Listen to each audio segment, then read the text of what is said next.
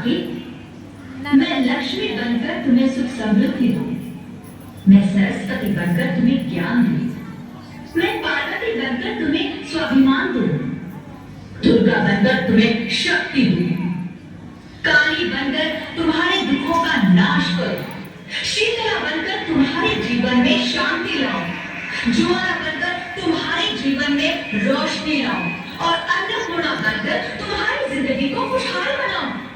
और तुमने हमारी जिंदगी को कोख में ही खत्म कर दिया, हमारा कसूर क्या था? अरे हम तो तुम्हें कुछ देने ही आ रहे थे, क्योंकि तुम ही हमारे मंदिरों में आते हो, झोली फैलाते हो और तुम ही कोख में हमारी कब्र बनाते हो। तुम जैसे लोगों को हमारे मंदिरों में आने का कोई हक नहीं है, जो मंदिर में आकर चुनरी उड़ाते हैं और कोख में ही हमारी बलि चढ़ाते हैं। हम तुम जैसे लोगों के घर पर कभी नहीं आएंगी, कभी तुम जैसे लोगों पर खुशियां नहीं बरसाएंगी, कभी नहीं। मुझे माफ कर दो, वो डर गया था, मैं आपके हालात देख के डर गया था।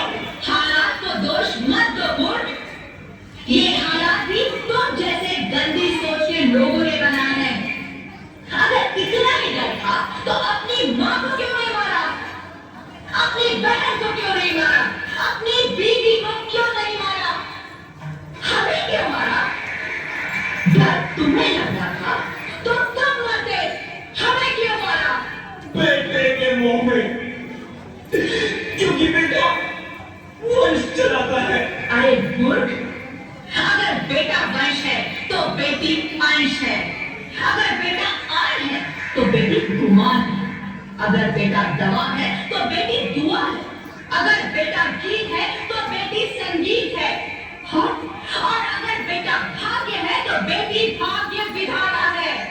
यह सबको मां चाहिए, बहन चाहिए, बीवी चाहिए, मगर बेटी क्यों नहीं चाहिए?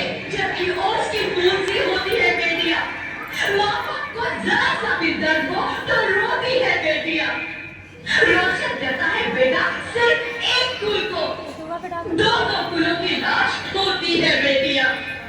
फिर भी किसी को नहीं चाहिए बेटियां, क्यों नहीं चाहिए बेटियां? है किसी के पास इस बात का जवाब? बेटियां क्यों नहीं चाहिए? हमारा क्या कसूर है? आखिर कसूर क्या है हमारा?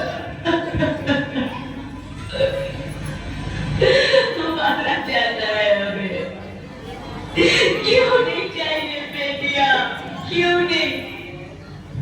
हमारा कसूर क्या है?